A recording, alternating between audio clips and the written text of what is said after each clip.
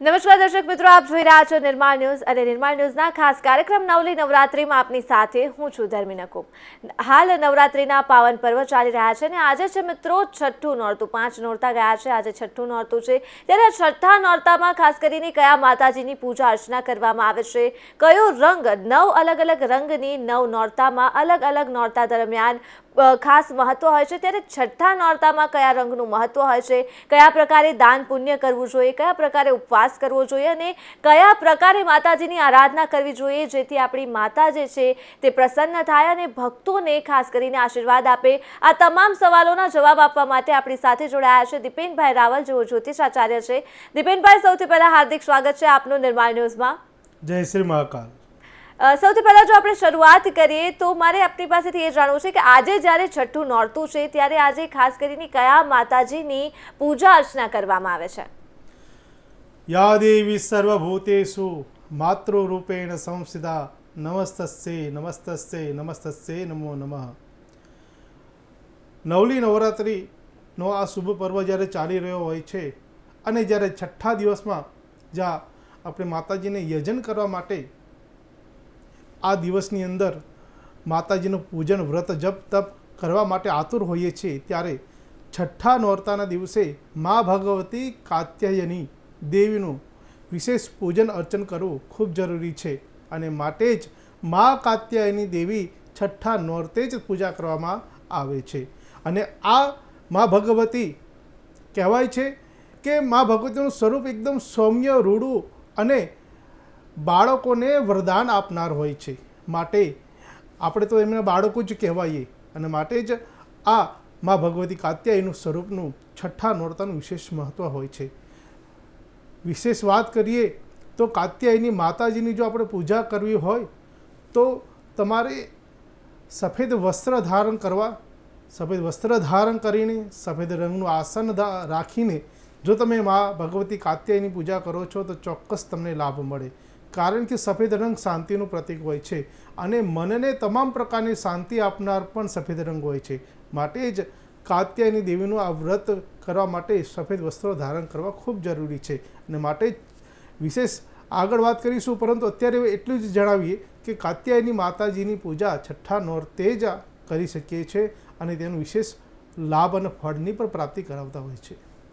જી બિલકુલ દીપેનભાઈ, જો વાત કરીએ તો આપને કહ્યું કે જે પ્રકારે છઠ્ઠા નોરતે જ માતા કાત્યાયનીની પૂજા અર્ચના કરવામાં આવે છે, ત્યારે મારે આપની પાસેથી જાણવું છે કે ખાસ કયા પ્રકારે ઐતિહાસિક મહત્વ જે છે ભૂતકાળમાં જે દંતકથા છે તે આ ખાસ કરીને નોરતા પાછળ માતાજીને લઈને રહેલી છે? મા ભગવતીના વિવિધ પ્રકારના સ્વરૂપ છે. નવદુર્ગા છે, નવદુર્ગામાંથી 64 જોગણીઓની પણ ઉત્પત્તિ થઈ છે અને કહેવાય છે કે જ્યારે આસો માસની નવરાત્રિ ચાલી રહી છે અને એમાં પણ આસો માસના નવરાત્રિમાં જ્યારે સોમવારથી નવરાત્રિ જે પ્રારંભ થાય છે, એટલે કે સોમવારથી જ્યારે પ્રારંભ થાય છે એટલે કે હાથી સ્વરૂપે મા ભગવતી બિરાજમાન છે અને કહેવાય છે કે હાથી સ્વરૂપે જ્યાં મા ભગવતી બિરાજમાન થાય ને નોરતાની આસો મહિનાને નોરતાની જો પ્રારંભ થતી હોય છે તો ધન, વ્યાપારમાં વૃદ્ધિ, સારા માન સન્માન, પ્રતિષ્ઠા, રાજકીય ક્ષેત્ર, પારિવારિક ક્ષેત્રમાં દરેક ક્ષેત્રની અંદર લાભની પ્રાપ્તિ કરાવતા હોય છે. ખેડૂતોને પણ સારા પાકની પણ પ્રાપ્તિ કરાવતા હોય છે. મા ભગવતી બાળકોને સારા વિદ્યાની પ્રાપ્તિ કરાવતા હોય છે અને માટે જ જ્યારે છઠ્ઠા નોરતાના દિવસે વાત કરીએ તો મા ભગવતીની કાત્યાયની જે પૂજાનું જે મહત્ત્વ તો છે, પણ એની પાછળ એક દંતકથા રહેલી છે. કહેવાય છે કે કત ઋષિ હતા અને તેમના સુપુત્ર હતા કાત્ય અને તેમના પણ પુત્ર હતા કાત્યાયન. તો કાત્યાયન ઋષિએ જીવનમાં ખૂબ વ્રત, જપ, તપ અને અનુષ્ઠાન કર્યા, પણ તેમને જે કે અનુષ્ઠાન કર્યા તેનાથી સંતોષ તેમને પ્રાપ્ત ન થતો અને કંઈક જીવનમાં ખાલી પણ લાગે છે, કંઈક અધૂરું લાગે છે કે મારું આ જીવન નિરર્થક જઈ રહ્યું છે. માટે પોતાના દુઃખની વાત પિતાને કહેવામાં આવે છે અને પિતા કહે છે કે તમે મા આદ્ય શક્તિની તમે ઉપાસના કરો અને તેમની ઉપાસના કરવાથી તમને મનવાંછિત ફળની પ્રાપ્તિ થશે. એટલે તેમને કાત્યાયની ઋષિએ મા ભગવતી આદ્ય શક્તિનું ખૂબ વિશેષ તપ કર્યું, કઠોરમાં કઠોર તપ કે જે સામાન્ય મનુષ્ય પણ ન કરી શકે અને સામાન્ય ઋષિ પણ ન કરી શકે. મહર્ષિઓ પણ આ તપ કરવા માટે પણ તેમના માટે આ સમય અને શક્તિ પણ ઓછી પડે. ખૂબ કઠોર તપ કર્યું, શરીર સુકાઈ ગયું અને જ્યાં શરીરનો અંત આવી રહ્યો છે અને જ્યાં જપ ચાલી રહ્યા છે, તપ ચાલી રહ્યા છે, ત્યાં મા ભગવતી આદ્ય શક્તિ પ્રગટ થાય છે અને તેમને દર્શન આપે છે. દર્શન આપતાની સાથે જ મા ભગવતી કહે છે કે હે કાત્યાયન ઋષિ, તારે કયું વરદાન જોઈએ છે કે જે માટે તે કઠોર તપ કર્યું છે. ત્યારે કાત્યાયન ઋષિ એટલું જ કહે છે કે જીવનમાં મને કંઈક ખાલીપન લાગે છે, કે જે કંઈક મારું જીવન અધૂરું લાગે છે. મારી એક જ ઈચ્છા છે કે આપ પુત્રી સ્વરૂપે મારા ત્યાં જન્મ લો અને મને આપની સેવા પૂજા કરવાનો અવસર પ્રદાન કરો. ત્યાં મા ભગવતી તેમના તપથી પ્રસન્નચિત્ત થાય છે અને તથાસ્તુ કહીને અંતર્ધ્યાન થઈ જાય છે. અને થોડાક સમય બાદ, થોડા વર્ષો બાદ તેમના ત્યાં એક મા ભગવતી દીકરીના સ્વરૂપે જન્મ લે છે અને માટે જ તેમનો કાત્યાયની દેવી તરીકે નામ પાડવામાં પણ આવે છે અને પ્રસિદ્ધ થાય છે. કહેવાય છે કે મા ભગવતી કાત્યાયની દેવીની પૂજા સાતમ, આઠમ અને નોમ એટલે છઠ્ઠા નોરતાના દિવસે જ્યાં મા ભગવતી તેમને પ્રાપ્ત થાય છે, તો સાતમ, આઠમ અને નોમ આ 3 દિવસ તેમની વિશેષ પૂજા કરવામાં આવે છે. અને વિશેષ પૂજા થકી ત્યારબાદ મા ભગવતી કાત્યાયની મહિષાસુર નામના અસુરનો વધ કરે છે, તેમનો સંહાર કરે છે. અને માટે જ કહેવાય છે કે જે કોઈ પણ ભક્ત, જે કોઈ પણ બાળક, જે કોઈ પણ વૃદ્ધ હોય કે યુવાન હોય, કોઈ પણ વ્યક્તિ મા ભગવતીની શ્રદ્ધા ભક્તિ ભાવથી જો પૂજા કરવામાં આવે, અર્ચન કરવામાં આવે, તો તમામ પ્રકારની સઘળી ઈચ્છાઓ મા ભગવતી પૂર્ણ કરતા હોય છે. પરંતુ જ્યારે પણ તમે કોઈ પણ સંકલ્પ કરતા હો તો નિસ્વાર્થ ભાવે પૂજા કરજો. જો કંઈ પણ ઈચ્છા રાખવાની ભાવનાથી જો તમે પૂજા કરશો, અહંકારથી, અભિમાનથી કે દુનિયાને દેખાડવા માટે જ્યારે તમે વ્રત કરતા હશો, તો ત્યારે એ વ્રત તમને ફળશે નહીં અને કરેલી મહેનત ઉપર પાણી ફરશે. માટે જ શ્રદ્ધા ભક્તિ ભાવથી, શાંતિથી તમે મનને શાંત રાખીને જો તમે મા ભગવતીમાં મય બનીને જો તમે પૂજા કરશો, તો ચોક્કસ તમને તેનું પૂર્ણ ફળ મળશે અને તમારી મનોકામના પૂર્ણ થશે.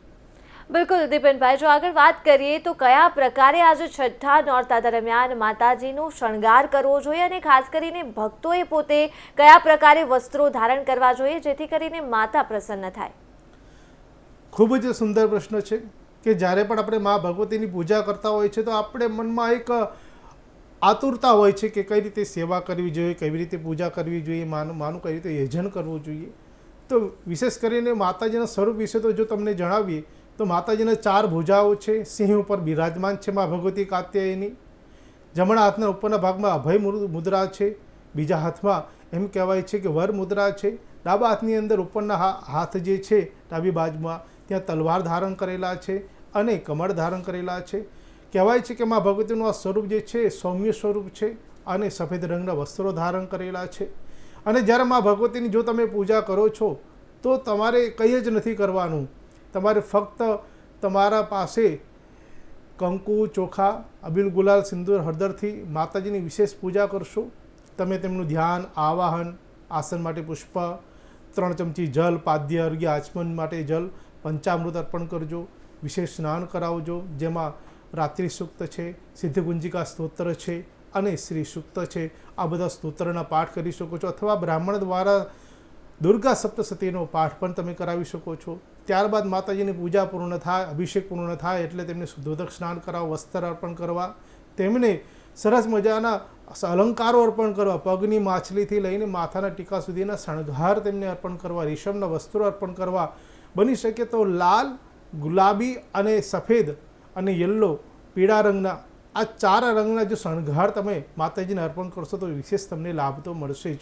ત્યારબાદ માતાજીને કંકુનું તિલક કરો, ચોખા લગાવો. ચોખા જ્યારે તમે ઉપયોગ કરો છો તો આખા ચોખા રાખજો, અડધા કે ટુકડા ચોખા હશે તો તે એ પૂજામાં વર્જ્ય છે.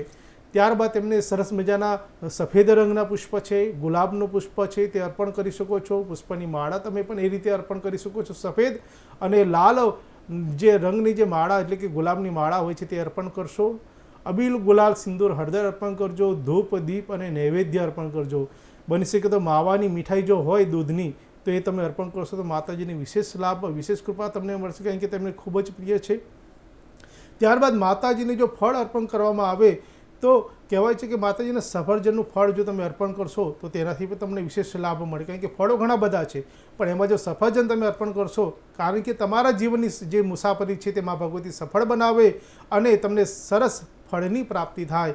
માતાજીની નિરાજન કરવી કપૂર દ્વારા અને માતાજીને ક્ષમા યાચના કરવું અને છેલ્લે એક આખું શ્રીફળ નમતું માતાજીના ચરણોમાં મૂકવું અને કરેલી પૂજા માતાજીને અર્પણ કરવી.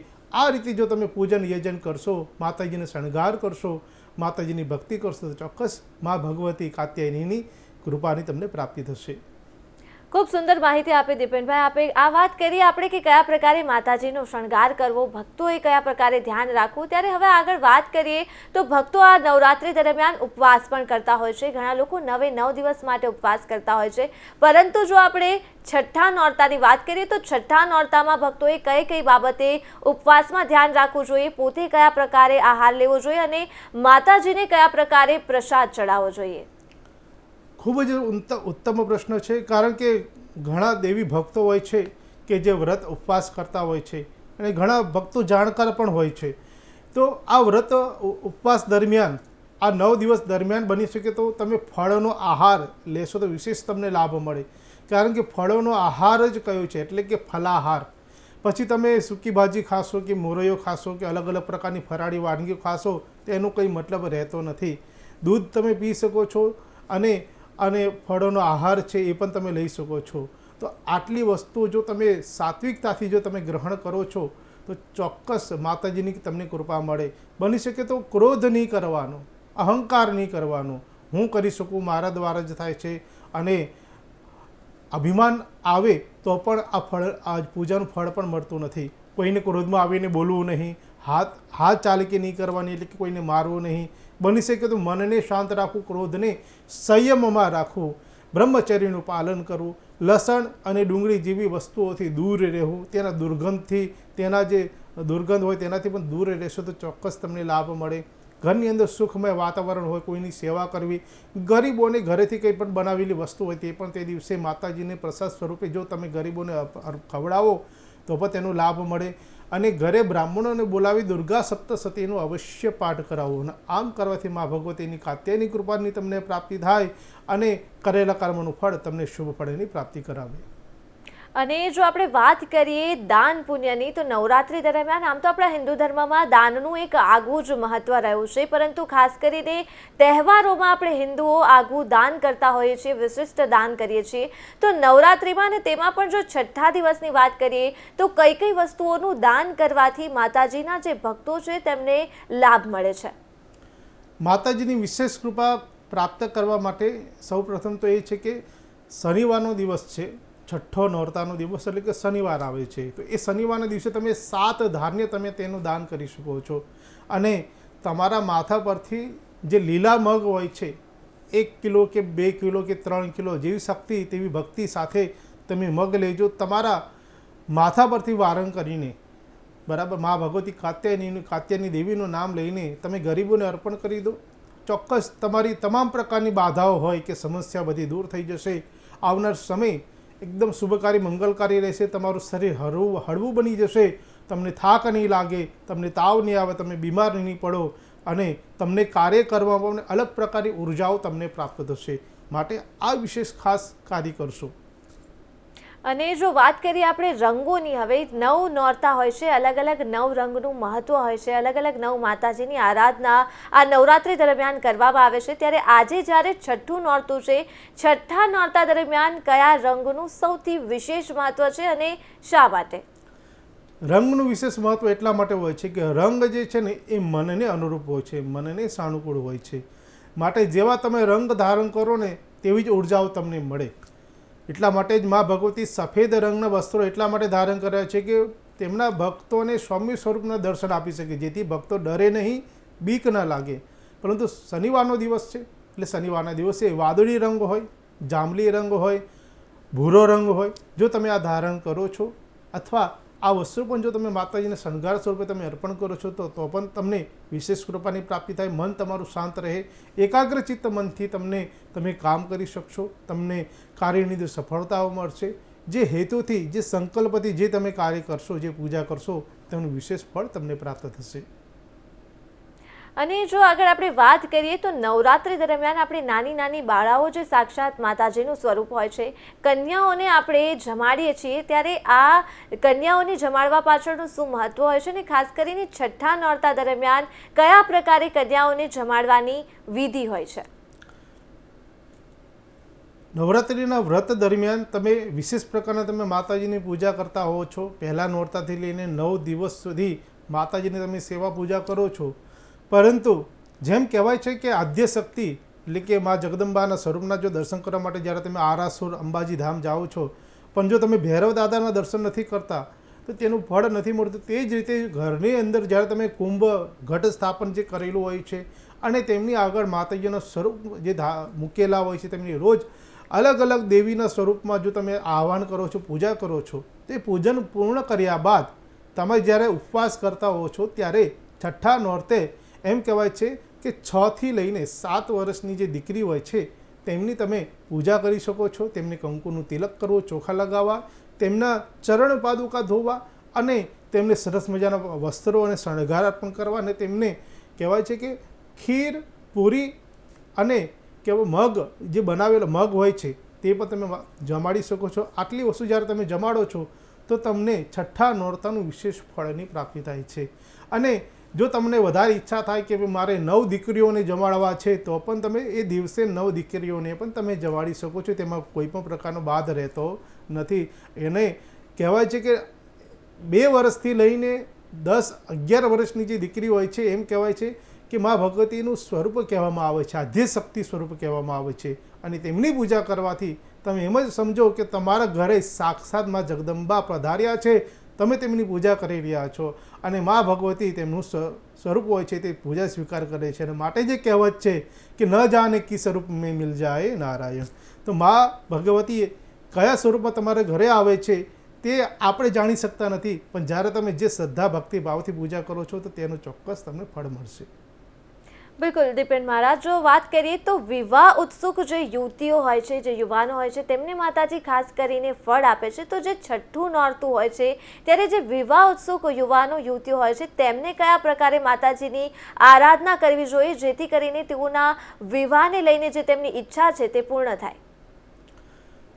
પ્રશ્ન એકદમ ઉત્તમ અને શ્રેષ્ઠ છે અને મહત્વનો છે, કારણ કે આ પૂજાનો મુખ્ય ભાગ આ જ છે કે જ્યારે મા ભગવતી કાત્યાયની જો તમે પૂજા કરો છો તો કહેવાય છે કે જે બહેનોના વિવાહ ન થતા હોય, તેમનું શક પણ પાકું ન થતું હોય, તો મા ભગવતી કાત્યાયની દેવીની જો તમે પૂજા કરો છો તો ચોક્કસ તમારો વિવાહ જે છે તે નક્કી થાય છે, સારું ઘર તમને પ્રાપ્ત થાય છે, સારો વર તમને પ્રાપ્ત થાય છે અને જે સ્વપ્નની ઈચ્છા હોય છે કે જે સ્વર્ગ જેવું ઘર જે તમને મળવું જોઈએ તે પણ મા ભગવતી કાત્યાયની દેવી એ તમારી ઈચ્છા પૂર્ણ કરે છે. પરંતુ જ્યારે તમે કાત્યાયની દેવીની પૂજા કરો છો ત્યારે તમારે એક રક્ષા પોટલી લેવાની રહેશે. એ રક્ષા પોટલી જે છે એ માતાજીને ત્યાં ધારણ કરાવવાની, તેમની પૂજા કરો છો, અભિષેક કરો છો અને તે અભિમંત્રિત કરેલી જે રક્ષા પોટલી હોય છે તે એકની પણ 2 રાખવાની. એક એટલા માટે કે એક તમારી એક તમારા જીવનસાથી માટે, અને સંકલ્પ કરવાનો મા ભગવતી પાસે કે જ્યારે મને જે મારો જીવનસાથી મળે ત્યારે આ રક્ષા પોટલી હું તેને અર્પણ કરીશ. તો આ રીતે સંકલ્પની સાથે જ્યારે તમે પૂજા કરો છો અને એક રક્ષા પોટલી તમે તમારા જમણા હાથના કાંડામાં બાંધવામાં આવે છે તો ચોક્કસ મા ભગવતીની કૃપા મળે, કારણ કે સંકલ્પ છે એ જ ડિસિઝન કહેવાય છે અને એ જ નિર્ણય શક્તિ તમને સફળતાની પ્રાપ્તિ કરાવે છે. અને ટૂંક જ સમયની અંદર સારું ઘર મળે, સારું વર મળે અને લગ્ન જીવન તમારું સુખમય તમને પ્રાપ્ત થાય. અને મા ભગવતી કાત્યાની વિશેષ કૃપા એ પણ છે કે જો તમે આ સુંદર મનથી, જો તમે સુંદર ભાવથી પૂજા કરો છો તો ચોક્કસ જીવનસાથી જે મળે છે તે જન્માંતર સુધી તમને પ્રાપ્ત થાય. ક્યારે પણ તમારા લગ્ન વિચ્છેદ નહીં થાય, લગ્ન ભંગ નહીં થાય. અને વાત કરીએ તો પરિવારમાં પણ સુખ, શાંતિ, સમૃદ્ધિ તમારા દ્વારા દરેક, એટલે કે જે જગ્યા તમે જે ઘરમાં જશો ત્યાં તમને પ્રાપ્ત થશે અને તમારી વાહ થશે. અને જો હવે આપણે વાત કરીએ આજે જ્યારે છઠ્ઠું નોરતું છે ત્યારે ભક્તોએ કયા કયા પ્રકારના જે કાર્યો છે તે આજના દિવસે ખાસ કરીને ટાળવા જોઈએ જેથી કરીને ક્યાંક જે માતાજી જે છે તેમને જે ભક્તિ છે તેમાં કોઈ પણ અડચણ ન આવે, અને કયા કયા પ્રકારના કાર્યો ખાસ કરવા જોઈએ જેથી કરીને માતાજી પ્રસન્ન થાય? જ્યારે મા ભગવતી કાત્યાયની દેવીની તમે ઉપાસના વ્રત કરતા હો છો તો બની શકે તો ઘરનો ઉમરો છોડવો નહીં. ઘરની અંદર રહીને એક જ આસન ઉપર તમે મા ભગવતી કાત્યાયની દેવીના મંત્રોનો જાપ કરી શકો છો. ઓમ ઐમ હ્રીમ ક્લીમ ચામુંડાય વિચ્ચે આ મંત્રના જપ કરશો. જો આ નવાના મંત્રની પાછળ નમ શબ્દ લગાવશો નહીં, ફક્ત ઓમકાર જે પ્રણવ મંત્ર છે એ લગાવી શકો છો, એમાં એનો કોઈ બાદ નથી. માટે નવાણા મંત્ર તો ખાલી એક જ છે, ઐમ હ્રીમ ક્લીમ ચામુંડાય વિચ્ચે. આ જ મંત્ર નવાણા મંત્ર કહેવાય છે. અને આ મંત્રના તમે જાપ કરશો તો ચોક્કસ તમને લાભ મળે. અને ઘરની અંદર જ રહેશો, ઘરની અંદર રહીને જ તમે નાના મોટા કામ કરી શકો છો, સાથે સાથે મંત્રોના જાપ કરી શકો છો. અને કદાચ જો સંજોગો વસાત તમારે બહાર જવાનું થાય છે તો મા ભગવતીની જે કંકણ બાંધેલા છે તેને એક કંકુનો ચાંદલો કરીને ધૂપ અર્પણ કરીને તમે અમુક સમય સુધી બહાર જઈ શકો છો. પરંતુ યાદ રાખજો કે કોઈ પણ વ્યક્તિને સ્પર્શ કરવો નહીં, કારણ કે ઘણા બહેનો એવા હોય છે કે રજસ્વલા થતા હોય છે અને તે કોઈની જાણ પણ કરતા નથી, કારણ કે તે પણ કોઈ પણ નાના મોટા કાર્યમાં પણ વ્યસ્ત હોય છે. પરંતુ કોઈને સ્પર્શ કરવાથી તમારી પૂજા અધૂરી રહી શકે છે. માટે કોઈ પણ વ્યક્તિને સ્પર્શ કરવો નહીં, બની શકે તો તેનાથી દૂર રહેવું. એટલા માટે જ શાસ્ત્ર કહે છે, દેવી ભાગવતમાં પણ કહેવામાં આવે છે કે વ્રત દરમિયાન ઘરની અંદર રહીને જ પૂજા કરવી જોઈએ. સૂર્ય ઉદયથી લઈને સૂર્યાસ્ત સુધી તમે આ વ્રત કરો છો તો ચોક્કસ તેનો લાભ મળે અને મા ભગવતી કાત્યાયની દેવીની પણ તમને કૃપા મળે. અને બની શકે તો ઘરની અંદર સુખ શાંતિ રહે તે માટે યજ્ઞ યાગાદી પણ કરવું ખૂબ જરૂરી છે. નાના મોટા યજ્ઞ, મા ભગવતીનું યજ્ઞ કરવાથી પણ તમને વિશેષ લાભ મળે છે. ફળોનો દાન જે છે તે પણ તમે કરી શકો છો, ફળનો પણ આહાર કરી શકો છો. ઘણી બધી બાબતો છે કે જે તમે સાવધાનીપૂર્વક કરશો તો ચોક્કસ લાભ મળે. પરંતુ કાત્યાયની મા ભગવતી દેવીની કૃપા પ્રાપ્ત કરવા માટે ઉમરાની પણ પૂજાનું વિશેષ મહત્ત્વ છે. એટલે બની શકે સવારે સ્નાન પવિત્ર થઈને તમે ઉમરાની પૂજા કરો, દ્વાર શાખાની પૂજા કરો, બંને બાજુ એક ઘીનો દીવો અને એક તેલનો દીવો મૂકશો અને મા ભગવતી કાત્યાયની દેવીનું નામ લઈને ઘરની અંદર પ્રવેશ કરો અને પૂજાનો પ્રારંભ કરો. પૂજાનો પ્રારંભ કરતી વખતે ઘંટનાદ અને શંખનાદ થાય તો વિશેષ તમને લાભ મળે. ઘરનું વાતાવરણ મંગલકારી બને અને શુભકારી વાતાવરણ બને અને તેથી જ દેવી દેવતાઓ ઘરમાં આવતા હોય છે. શંખનાદનું પણ વિશેષ મહત્ત્વ છે. શંખનાદ કરવાથી ઘરનું વાતાવરણ પવિત્ર બનતું હોય છે અને અશુદ્ધિ અને જે કે નકારાત્મક શક્તિ હોય છે તે ભસ્મ થતી હોય છે. અને માટે જ પૂજા દરમિયાન તમામ પ્રકારની સાવધાની અને શાંત મનથી જ કામ કરો, ધીરજથી કામ કરશો તો ચોક્કસ તમને લાભ મળશે. અને જે પ્રકારે ગરબો આપણે પ્રગટાવતા હોઈએ છીએ 9 દિવસ, ખાસ કરીને જે ગરબાનું મહત્વ રહ્યું છે આપણી નવરાત્રિમાં, ત્યારે આજે જ્યારે છઠ્ઠું નોરતું છે તો કયા પ્રકારે વિશેષ પૂજા વિધિ કરવી જોઈએ ગરબો પ્રગટાવવા દરમિયાન અને કયા કયા પ્રકારે માતાજીની આરતી જે છે તેની પણ આજે છઠ્ઠા નોરતા દરમિયાન ભક્તોએ ખાસ ધ્યાન રાખવાની જરૂરિયાત છે. જ્યારે ઘટ સ્થાપન તમે ઘરે કર્યું હોય છે તો ઘટ સ્થાપનની અંદર તમારે વિશેષમાં એ છે કે તમારે તેમની જે કંઈ પુષ્પની માળા હોય છે તે જે ગઈકાલે જે ચડાવી હોય તે ઉતારીને બીજા નવા પુષ્પની તાજા પુષ્પો જે છે તે તમે માતાજીને ચડાવી શકો છો. કારણ કે ઘટ સ્થાપન જે કર્યું છે એ સમજી લો કે એ વસ્તુ સામાન્ય વસ્તુ નથી, એમાં ભગવતી આદ્ય શક્તિનું સ્વયં સ્વરૂપ છે અને તેમની વિશેષ પૂજા તમે કરી શકો છો. તેમને લાલ સફેદ રંગના જે માળા હોય છે, ગુલાબની માળા હોય છે તે તમે અર્પણ કરો, તેમનો શણગાર કરો, આબેલ ગુલાલ સિંદૂર હળદર તેમને અર્પણ કરો, કંકુનો ચાંદલો કરો, ચોખા લગાવો, ધૂપ અને દીપ અર્પણ કરો અને બની શકે તો બેઠા બેઠા માતાજીની એક પ્રદક્ષિણા કરવાની છે બેઠા બેઠા. અને આ રીતે એક પ્રદક્ષિણા કરીને માતાજીની પૂજા કરવી. અને ખાસ કરીને એ દિવસે જ્યાં તમે ઘટ સ્થાપનની જે પૂજા કરો છો તો તે દરમિયાન તમારે લાપસી અથવા સુખડી તમે અર્પણ કરશો. આ બેમાંથી ગમે તે વસ્તુ તમે અર્પણ કરી શકો છો જેથી માતાજીની કૃપા તમને મળે. અને વાત કરીએ તો માતાજીની પૂજા દરમિયાન તમારે જે દીવો, ઘીનો જે દીવો જે છે તે પણ વિશેષ કરો અને આરતી તમે કરી શકો છો. જય આદ્યા શક્તિ છે આરતી કરી શકો છો અથવા ખમ્મા ખમ્મા કાત્યાયની માતા, આ રીતે પણ આરતીના જે છે તે ઘણા સ્વરૂપો છે તે સ્તુતિ દ્વારા તમે કરી શકો છો. અથવા કપૂર દ્વારા કપૂર ગૌરમ કરુણાવતારમ સંસારસારમ ભુજગેન્દ્રહારમ સદા વસંતમ હૃદયારવિંદે ભવમ ભવાની સહિતમ નમામી. આ કપૂર દ્વારા જો તમે આરતી કરશો તો ચોક્કસ તમને લાભ મળે અને તમારી તમામ પ્રકારની નકારાત્મક ઉર્જાઓમાં ભગવતી હરણ કરે અને તમને સાત્વિક ઉર્જાઓ પ્રદાન કરે. વિશેષ વાત એ કરીએ કે જ્યારે તમે છઠ્ઠા નોરતાના દિવસે જો તમે મા ભગવતી કાત્યાયની પૂજા કરો છો તો તમારું છઠ્ઠું ચક્ર જે છે બરાબર તે સ્વાધિષ્ઠાન ચક્ર જે છે તે પ્રજ્વલિત થશે, તે જાગૃત થશે અને તમારી તમામ પ્રકારની મનોકામના પૂર્ણ થશે. આપણા શરીરમાં 7 ચક્રો હોય છે અને ઉપરથી સહસ્ત્રદળથી લઈને જે સ્વાધિષ્ઠાન ચક્ર આવે છે તે પણ એક્ટિવ થશે. અને શ્રદ્ધા ભક્તિ ભાવથી જ્યારે તમે પૂજા કરો છો તો સૌપ્રથમ મૂલાધાર ચક્રની અંદર તમને ઉર્જા તમને અહેસાસ થશે. અને કહેવાય છે કે 9મા દિવસે જ્યારે તમે પૂજા પૂર્ણ કરો છો, અનુષ્ઠાન પૂર્ણ કરો છો, ત્યારે 7 ચક્રની ઉર્જાઓ તમને પ્રાપ્ત થતી હોય છે. અને માટે જ પૂજાની અંદર એક જ આસન ઉપર બેસીને પૂજાનું મહત્ત્વ એટલા માટે છે કે તમારા ચક્રો શુદ્ધ થાય, પવિત્ર થાય અને મા ભગવતીની વિશેષ કૃપાઓ તમને પ્રાપ્ત થાય. બિલકુલ, ખૂબ સુંદર માહિતી આપી દીપેનભાઈ આપને, અને જોડાવા બદલ ખૂબ ખૂબ આભાર. તો દર્શક મિત્રો, આજે છઠ્ઠું નવલું નોરતું છે અને આપે જાણ્યું કે કયા પ્રકારે માતાજીની આજે ભક્તિ કરી શકાય, કયા પ્રકારે જે ગરબો છે તેની પૂજા વિધિ કરી શકાય. અને આગામી સમયમાં પણ જે નોરતાઓ બાકી છે તેમાં પણ અમારો આ ખાસ કાર્યક્રમ શરૂ જ રહેશે અને અમે તમને જણાવતા રહેશું કે કયા કયા નોરતાનું કયું મહત્વ છે, કયા માતાજીની ખાસ પૂજા વિધિ કરવી જોઈએ અને કયા પ્રકારે આ નવરાત્રિમાં માતાજીની આરાધના કરવી જોઈએ. હાલ મને આપશો રજા. નમસ્કાર.